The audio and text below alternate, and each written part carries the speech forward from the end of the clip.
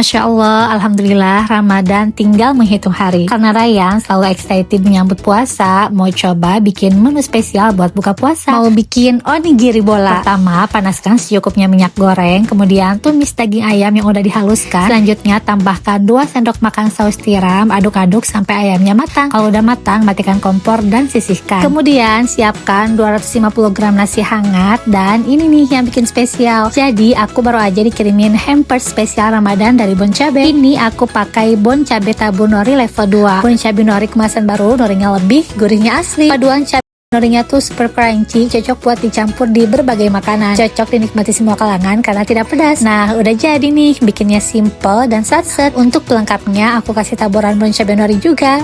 Cobain deh menu spesial buat buka puasa nanti. Wah, itu kan menu favorit aku. Cocok banget buat jadi ide kreasi Ramadan saat buka puasa nanti. Yuk cobain juga Bon Cabe nori. Kalian bisa beli produknya di minimarket terdekat ya.